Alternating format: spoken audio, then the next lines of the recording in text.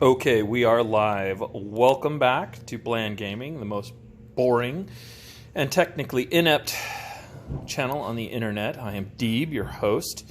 Today, we are going to be taking a look at a game that I have been waiting for probably since I was 8th grade. Dune, role-playing game, Dune Adventures in the Imperium. This is by Modifius. It uses the 2D20 system. We're going to go over that today. I'm going to try and keep it under 20 minutes because that's what my marketing wife tells me to do. Sunday afternoon here in the Bland Gaming studio, which also doubles as our dining room. And I basically, since it is in fact, it's not even afternoon yet, it's more like mid-morning and everything. So for our drink of the day, unfortunately, it's my second cup of coffee. When you're old like me, you only get 2 of these a day, so you treasure them. And it is my best dad ever. Dad is the boss. Coffee mug. I like it with a little bit of flavored cream. I also wanted to put this here. My daughter made this for me this morning. She says, I'm funny, kind, joyful, and a number one dad. One of these is, in fact, incorrect. I am not one of these 4 traits. If you care to guess in the comments, please feel free to put it in there. But without further ado, let's talk about Dune. So I was part of the pre-order on this. A little bit of background too. Oh, another thing about this video here. This is your spoiler warning. If you know nothing about Dune, and if you have not read the books, not read the movie, and then there's the movie that's coming out here really soon in October. If you don't want to know anything about the storyline or the setting, then you need to stop the video right now and then just watch this after you read the book or see the movie. Because obviously, if we're talking about a role-playing game based in the Dune universe, we're going to be discussing a lot of Dune spoilers here. Anyway, so spoiler alert, if you know nothing about Dune and you do not want the story, major revealers in the story to be revealed to you right now in this video, then by all means, shut this video off and go watch one of my other videos instead. Or, you know, hop online and I don't know, play some League of Legends or something. My son's in there right now. He'll play with you. Anyhow, so as part of the pre-order, I was part of the pre-order. It was, I think this was about $50. It is a good, big, thick book by Modifius. It does use the 2D20 system. And as part of that, you also get a Game Master's Toolkit, which is a soft-bound little gaming aid. You get the GM screen, which I'm always a fan of. I'll talk about that in a little bit. And then you get this little book. This is kind of just a little bit of a fluff. It's like a note-taking book and everything that has the word Dune on it. So, another thing that I noticed about this game when I got it is it appears that this is also partially under the Legendary license. So, in other words, even though this is based off of the writings of Herbert and later his son, Brian Herbert, I imagine, I don't know, I'm not a marketing person, my degree is in history, but I did share 3 children with a lady in marketing. But I think that Legendary probably has a little bit of say as far as what is revealed and how this game is probably based off of both the upcoming film and the books themselves. So let's get into it. So what is it? So basically, in the world of Dune, you have, it's a feudal system, takes place in the year 10,191, and there's a emperor of the known universe, and he basically rules over, there's a feudal system, and there's three really big powers in this world. One is the Imperium, the emperor himself, the House of the Emperor, and at this time it is Emperor Shaddam Corrino IV, who is the emperor of the known universe. He's kind of a bad guy. And then there's what's called the Landsraad. And the Landsraad is a group of royal houses that are almost like a Congress kind of thing. And they're led by a duke or a baron or some other type of feudal type of lord. And then the third power being the guild.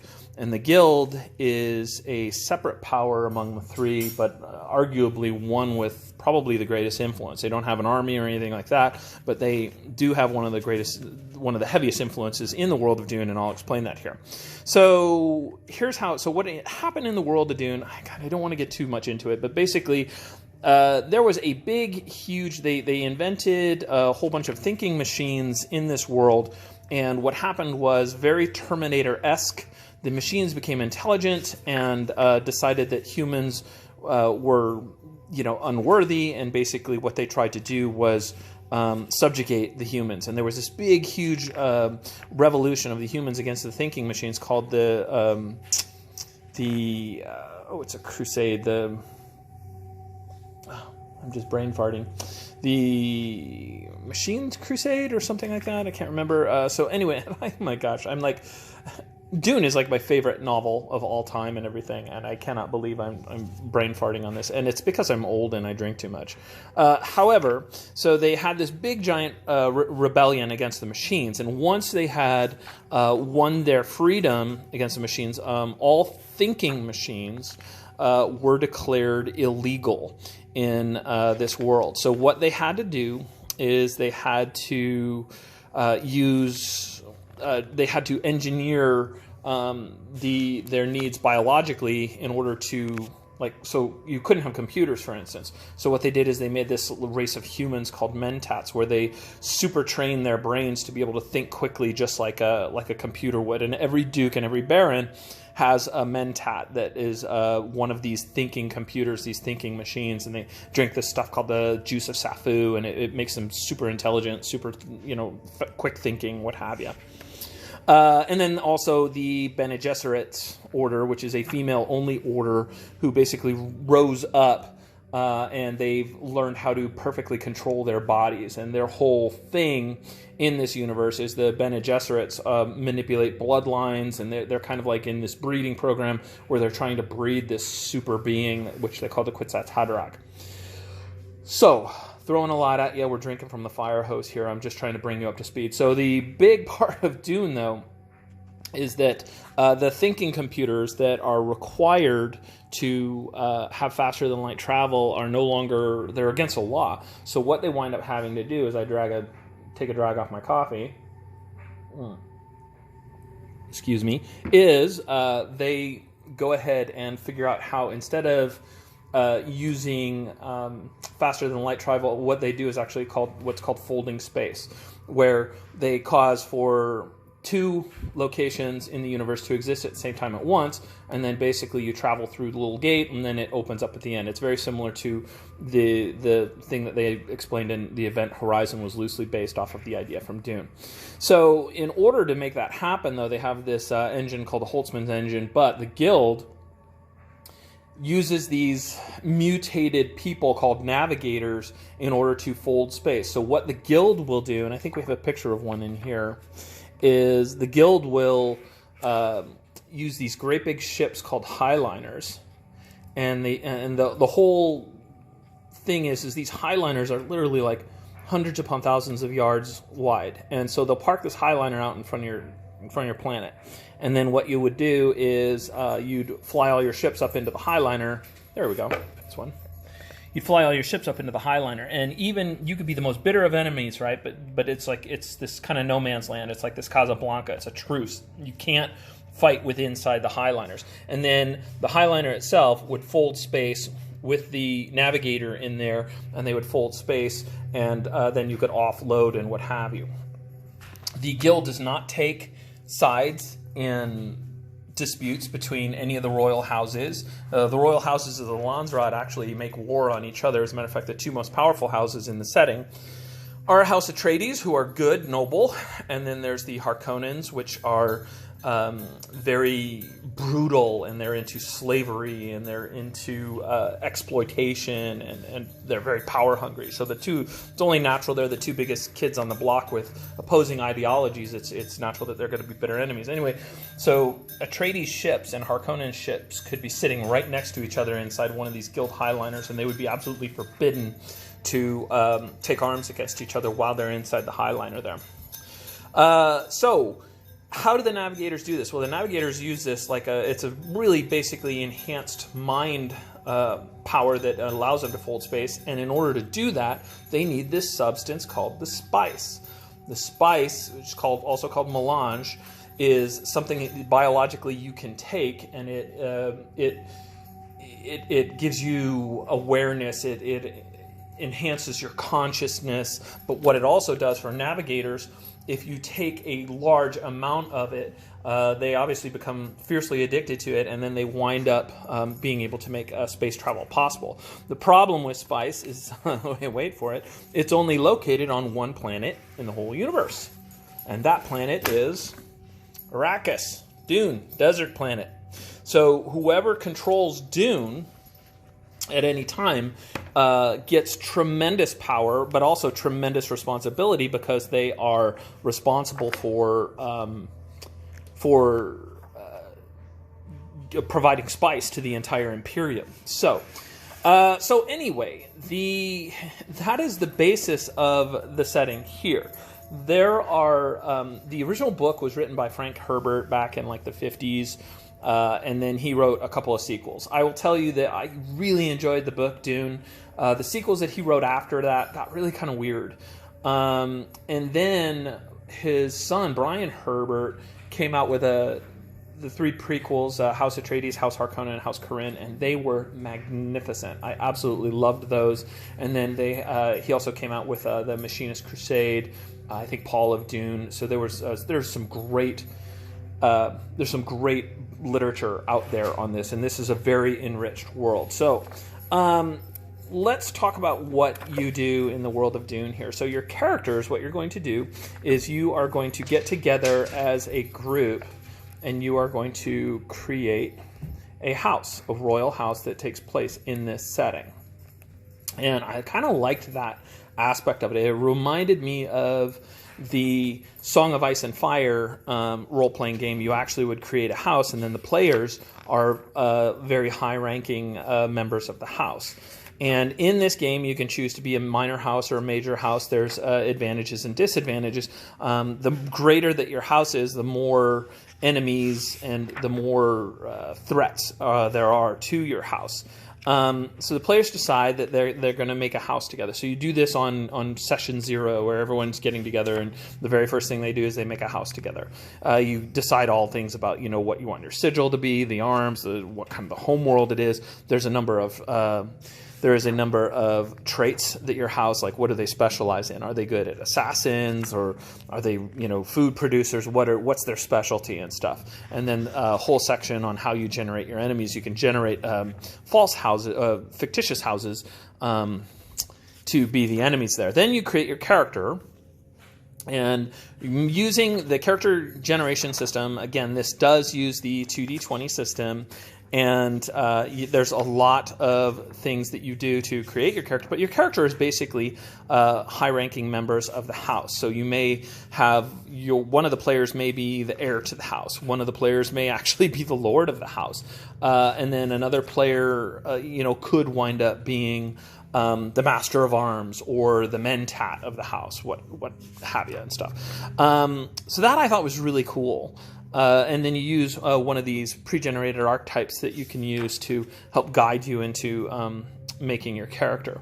Now, the other thing that this game does is it has the idea of where you run two types of game sessions. You run the game session where you can run it as high political intrigue of the high-ranking members of the house, or you can play yourselves as like a group of soldiers that are part of the guard, and it's kind of a more on the ground, in your face type of role play.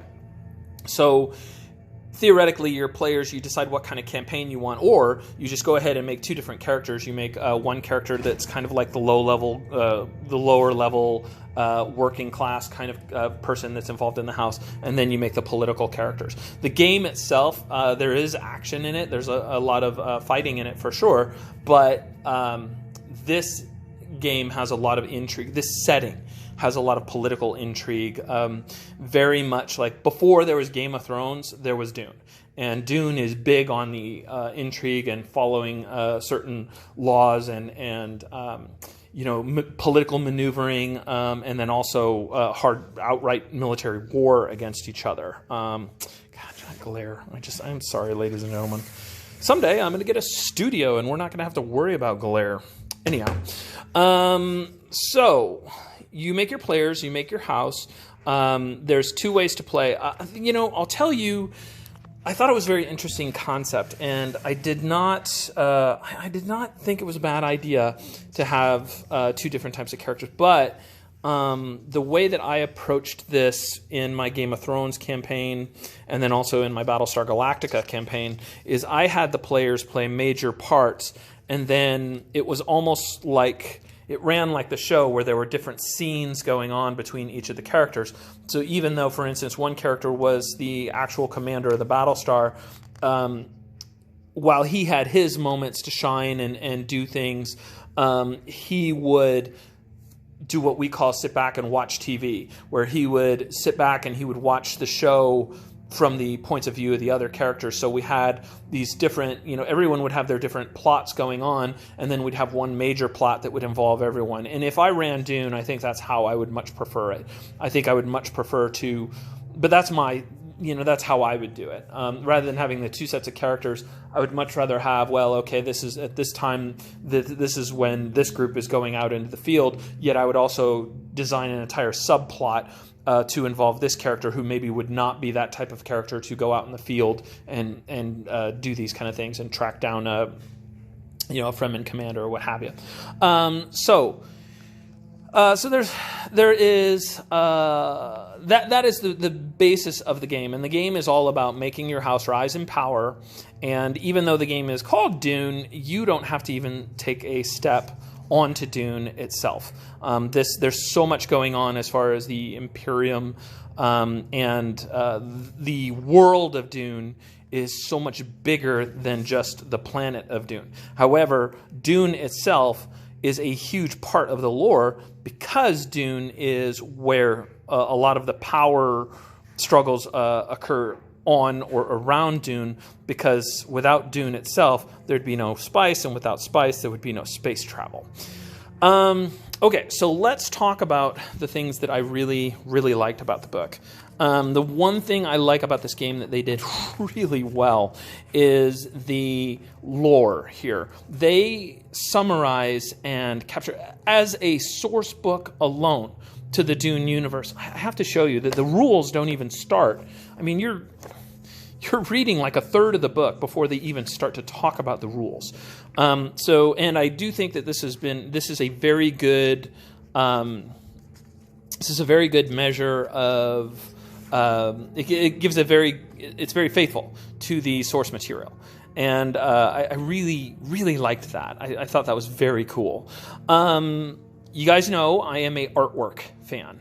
I found, if I was going to give the artwork in this setting, for this book and for this setting, I'd give it a strong B. And I'll tell you why I would give it a strong B is because some of the art just did not wow me. I mean, by all means, it's not bad.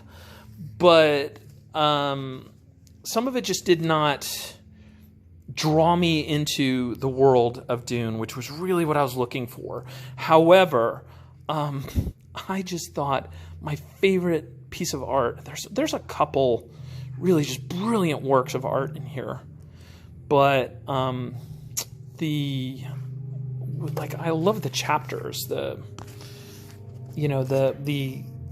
2 pages of the chapters and whatnot. But the thing that I really liked best about the artwork in this game, I'm trying to get to it, there we go, is they had these a hand. I don't know who this artist is, but this guy who's drawing the characters and with the costumes and whatnot, he did such a cool job. And these definitely, when I read the books, these definitely created the feel for it. So I really, really liked this. I wanted to see more of this. That being said, there's a whole section in here where it talks about the important people in the setting of Dune. And it talks about the royal houses and, let me see if I can find it.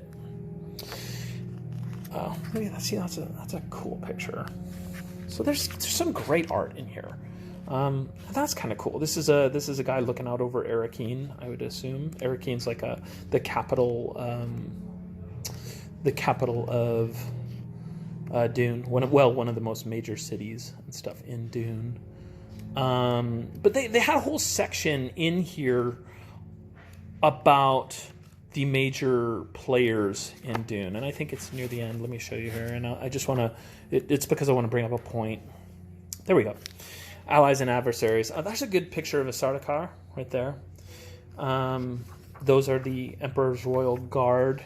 Okay, so here we go. It goes over some of the major houses, which were pretty good. This is what I think was a missed opportunity, is we have the character pages for all of the major players in the Dune universe, and there's no portrait.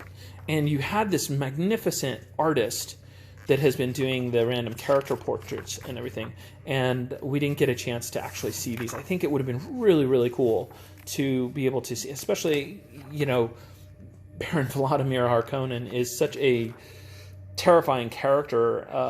I would have loved to have seen some art here. The good news is you can go online and you can say the Beast Raban and Google it, and you will get some beautiful versions. So there's a never-ending source of artwork, of Dune artwork online, and there's some extremely talented independent artists out there that have made character portraits and things like that. So overall, I would say I liked the art.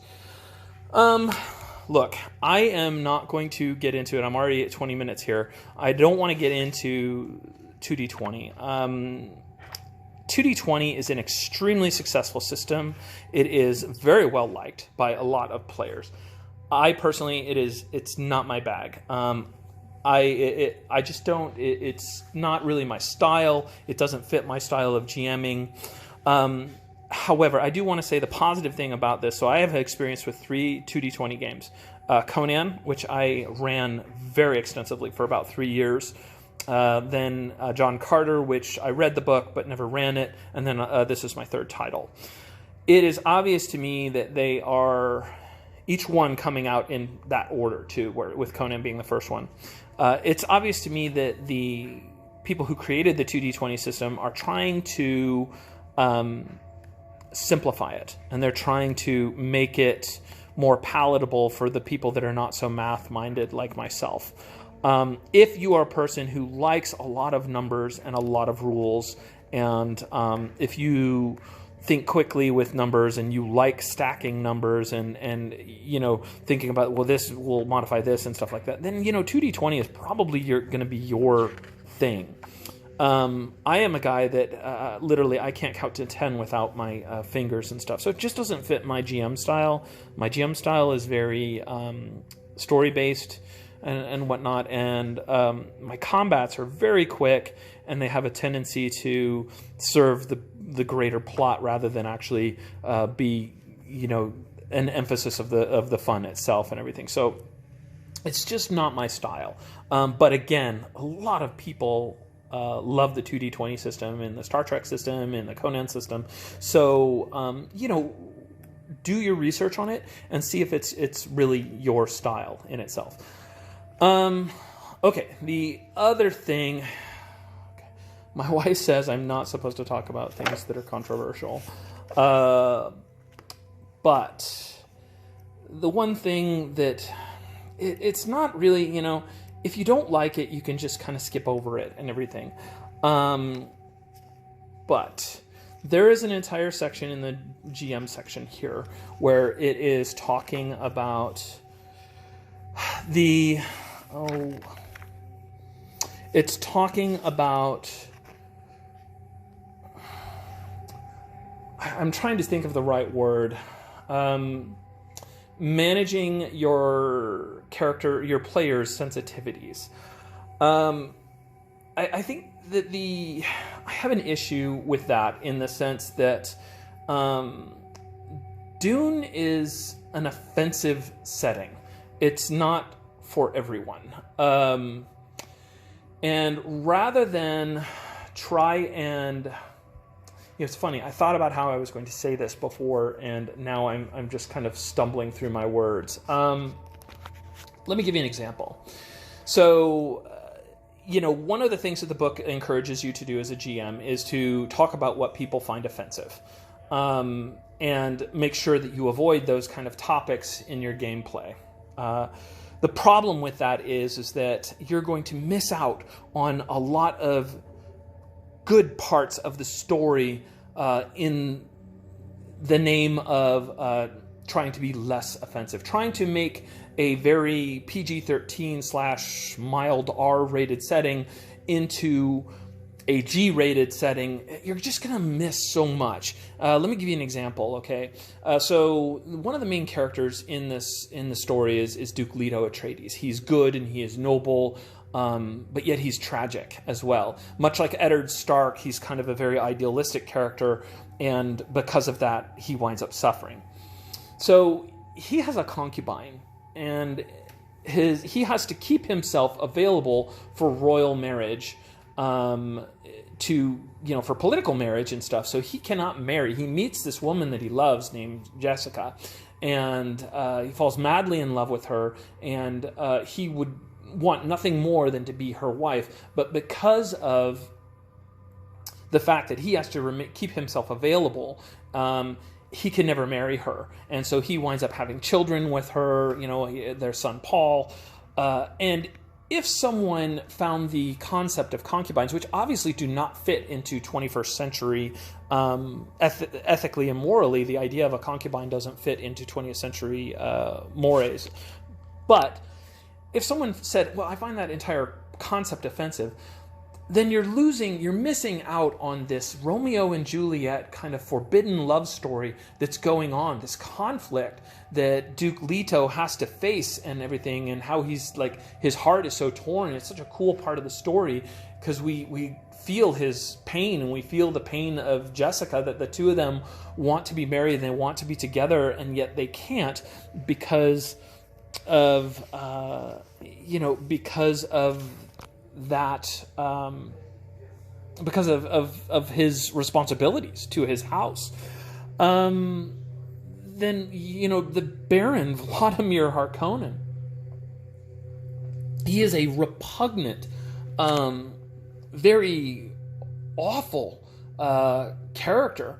But the thing of it is that he is portrayed that way as an evil that needs to be overcome. The Baron Harkonnen is not portrayed as a person that we should emulate or respect. It's quite the contrary. He is so repugnant that when he finally gets his, the audience wants to stand up and wants to cheer and everything. And I think you're going to lose out. You're going to miss out on a lot of those things that we know that the Baron is a bad guy. We know that he's evil and everything. But if you leave out the part that he is, a sick and twisted pedophile and everything, then he's a little less evil. And so therefore the triumph over him is a little less great. Everything. So I feel bad because I think you're going to miss out on stuff like that if you wind up censoring it. The concept of slavery. The Harkonnens, one of the things that makes them so awful and weird is here they are in this completely advanced society and they still have slaves. If you did not want to include the very concept of slavery in your Dune game, then you would miss the entire significance of Gurney Halleck's struggle and his entire... Why Gurney Halleck is the way he is because of what the Harkonnens did to him when he was a slave, and his sister, more specifically. So I think that, you are missing out on something if you try and sterilize some of the parts of this setting. But this is why we can't have nice things. Is because, on the other hand, okay, I know that there are some Morlocks out there that buy these games, they go to GM these games, and then they wind up having story arcs about goblins with giant penises that attack people. There are people that... I have gone out online and I have read the dungeon master horror stories, or the new player horror stories, where they join a group, they meet a group that they don't know, and they wind up playing with this group, and it is just there are these antisocial Morlocks, is the best way that I can put them, where they don't understand how normal, how to think about people's feelings and sensitivities and what have you, and they just create these absolute nightmare scenarios which are offensive just for the sake of being offensive. And so on the other hand, I understand why they put that chapter in here in this book here. I almost would like to see, and I don't know, I mean, I'm not going to not recommend the game just because that chapter's included in there. There's a little bit of political correctness that's going on in the writing in the book as well. I don't feel one way strongly for or against that. I guess I'm not a real big fan of political correctness, but I understand why they have to put that in there. And this is why we can't have nice things. It's because there's some dum-dum out there that is in a basement somewhere, and he's never spoken to a member of the opposite sex. And then the first opportunity that he has to dungeon master, he comes up with some, completely inappropriate and repugnant story arc, which really doesn't serve any purpose other than just fulfilling some sick fantasy that this individual has. So this is why we have to include chapters like that in the book and everything. So anyhow, I'm running a little late, but Dune's a lot to talk about and everything. So that, for me, though, that's not a deal breaker, because really I just skipped that chapter. I'm not a big fan of it talks about having like the little card out, where if something bothers a player and then the player taps the card, then you stop the game and everybody just goes ahead and takes a break or what have you. I'm a bigger fan of managing expectations at the beginning of the campaign, and then let the person decide whether or not this is the campaign for them. Like I said, Dune, Call of Cthulhu, Alien, these game settings are not for everybody. They are inherently troublesome. They're troublesome because the point of it being is that there's a horror aspect to it, but the ultimate theme should be overcoming that horror, not glorifying it. It's kind of like Sandy Peterson talked about with Call of Cthulhu. He said, yeah, okay, we do talk about demons and sacrifice and things like that, but I think he jokingly says, I think we pretty much covered that it's not a good thing. It's an obstacle for the characters to overcome.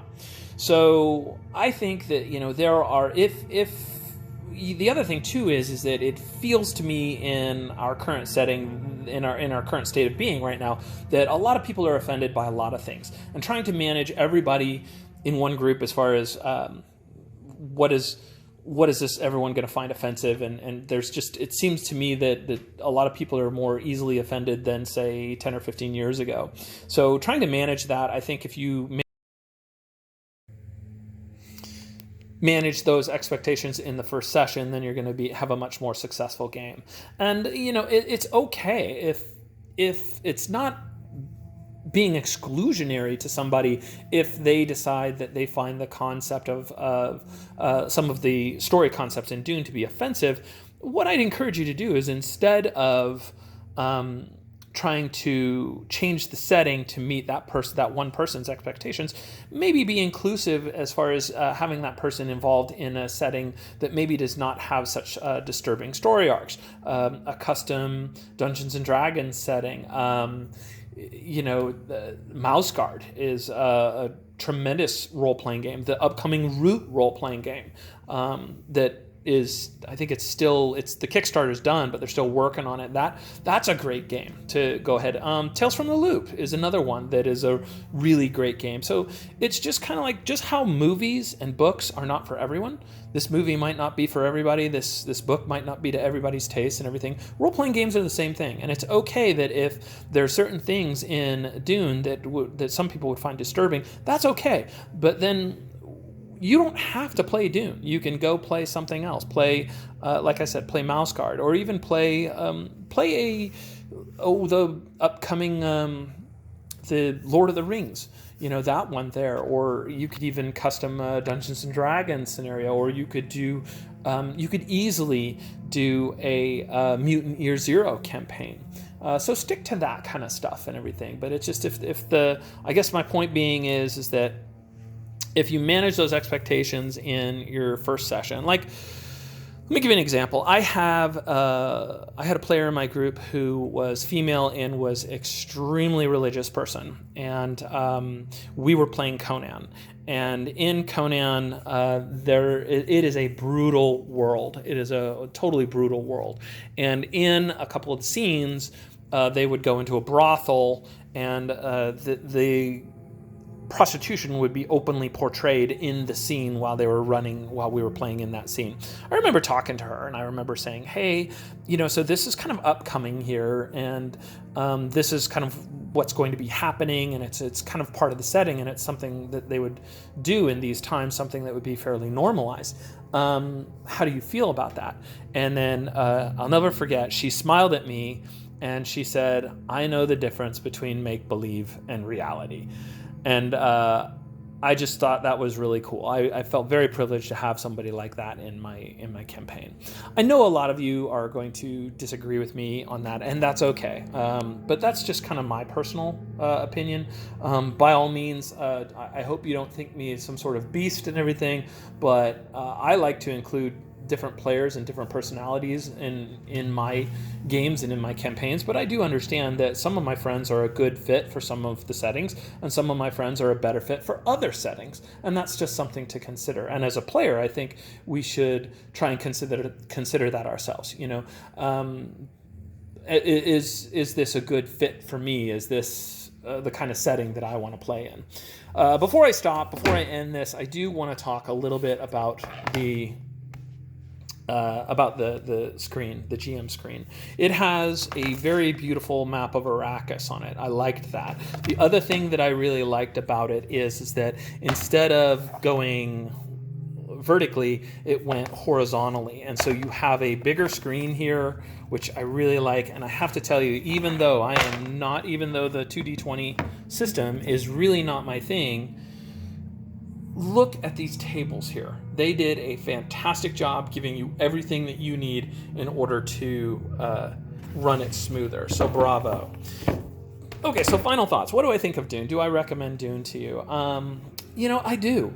I don't know if I will use the 2D20 version of it. I may actually adjust a different setting. I might give the 2D20 another shot here.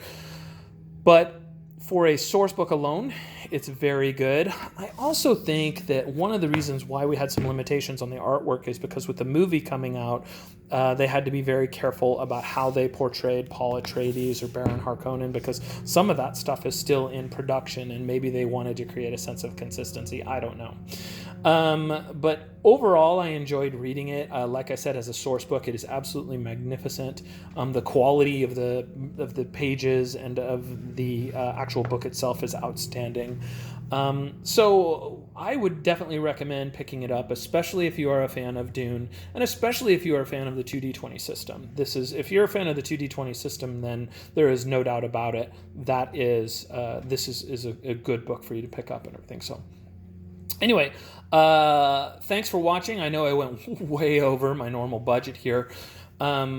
Please, like I said, always leave me comments in the. I am absolutely open to having human interactions in the comments section. As long as we kind of keep it polite and clean. In the meantime, thank you for watching, and I'm sorry it took me so long to get this out to you guys. I have definitely been struggling between fatherhood and my very demanding career. But this is Deeb from the Bland Gaming studio here on my dining room table, signing off. And that is Dune: Adventures in the Imperium. Check it out.